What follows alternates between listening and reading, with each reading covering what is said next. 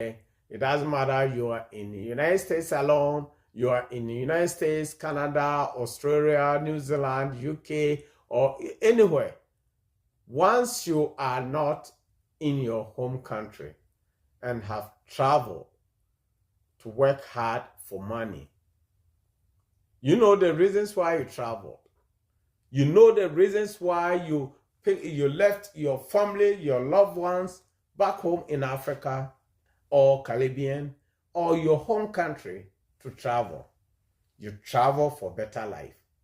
You didn't travel to mess up your life. You didn't travel to lose the dignity, the respect, the energy, the things you believe to have in your life. You travel to make those things better. Sometimes, we take things for granted, right? If you live you look at back, maybe where you came from, life over there wasn't good. So if by God's grace, you have opportunity and then you travel to abroad, you have to make very good use of it. Make very good use of your time and resources.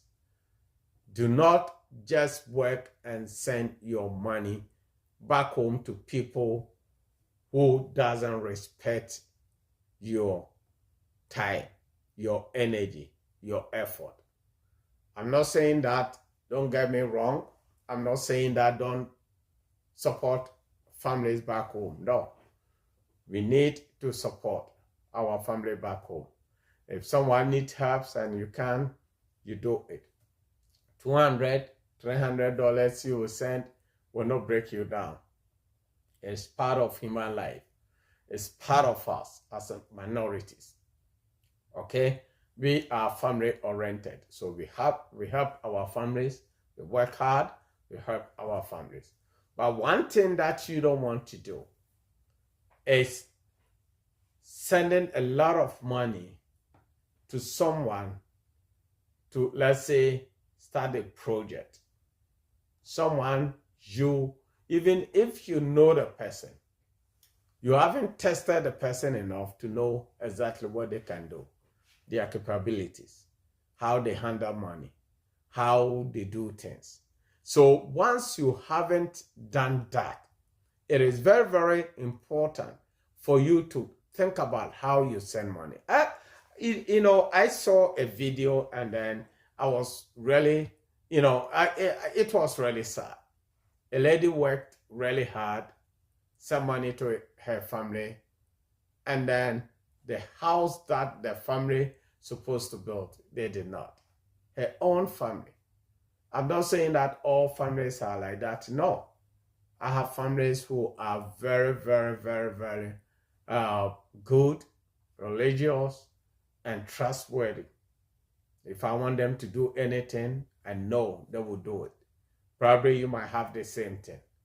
But you have to be mindful what you do if it comes to sending money back home. And then most ladies, you trust. Even sometimes some of you live with your husbands and then you trust strangers, even more than your husbands. You send money behind your husband to build a house for you.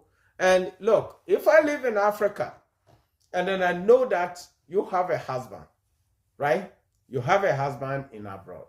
You and your husband are working really hard. And then you keep on sending money to me to build a house for you without your husband knowing it. I will chop your money because I know that you don't have sense. I will chop your money. That's probably why some of you ladies go through that. Because if you have a husband, you live with a man or you live with somebody, anything you are doing back home, both of you should think and then do it together. I mean, it's so sad. You live with somebody as a married couple.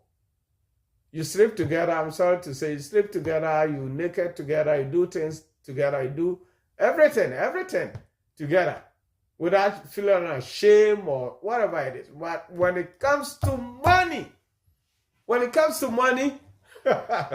oh, this is my money, oh. This is my money. Your money for what? Then why are you married? Why did you even marry this individual? If both of you don't trust yourself with money, then why should you stay together? Because day in, day out, both of you are getting old. And it will reach a point that both of you will live together. If you don't die early, both of you will live, and it will reach a point that you can't separate yourself from him or her. You cannot. Because that is the time you need her, right? You need her. They call your name, they have to call your name 3 times. Your wife has to come and shake you. Hey, Mike! Then you say, honey, what? Before even you realize someone is calling you. Because at that time, you are old, you need somebody. The kids are gone. So if all the money that's during your youth time, you work and then threw away, build a house in your town, building his own house somewhere, at that time, if both of you retire, where will you live? Will you just leave the house that you bought in your hometown and then go and stay with him? Or he will leave his house and come and stay with you? Or at that time, what will you? And then by that time, even the house that you have spent your money, distrust your spouse to build it, that house is ugly. You could have used that money to invest. You could have used it to invest in stocks, invest in real estate. You know, look, if you are working and you keep your money together, there is nothing you can do. If you are working and you keep your money together in abroad, there's nothing you can do. The reason being, let the money he makes, let the money you make come together is a lot of money. Right? Don't look at who makes a lot of money or who doesn't. Provided both of you have the same mindset, there's no greed. There's nothing in it to destroy both of you. You are okay. Let the money that you make, keep it together.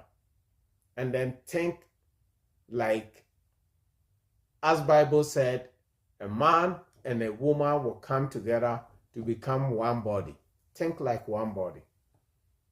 Think like one body. To do what? To build your fortune.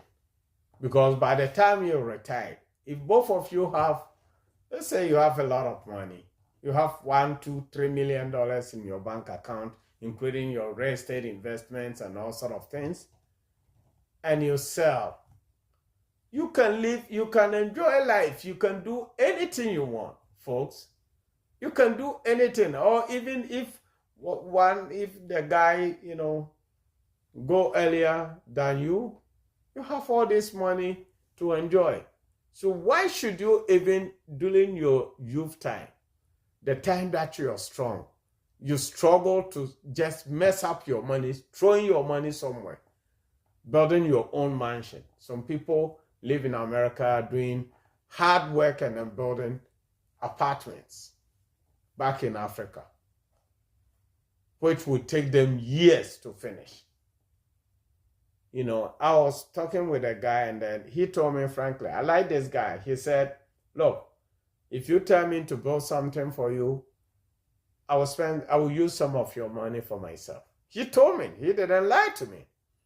He said he will use some of my money for himself. Why? Because he has to stop doing what he's doing to go and then work for you all the time. You being abroad doesn't mean that he's your slave or he's your husband. You have to think that that individual also have families. He has some needs. He has something he has to take care of himself. Dress nice, he has to feed himself. He has girlfriends if he's not married. He has girlfriends. He has to give them money. Even if you are not lucky, you get those guys who can just, tell his girlfriend that he owns that particular house he's building, or some of the money will just be wasted. So folks, it's very, very important that you live together, you do things together. This lady went back home, and then the house she expected was not what they built for her. Even actually the house was just lintel level, and then she was crying. How long can you cry? How hard? Even you're a woman, or even if you're a guy, what will you do? Will you just pick up a gun and kill somebody because they stole your money? No. You've wasted your time. So it's very, very important. I'm not saying that don't build anything back in Africa. Build your house. Build your dream house. Do anything you want to do. Okay, back home in Africa, do it in stages.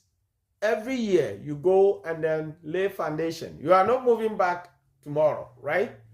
You go and lay foundation. The next, you go and then do something. You are there managing your money. If you don't have papers and you think you don't trust anybody, save your money here. Save it. Use it to buy houses, something, investment, or whatever it is.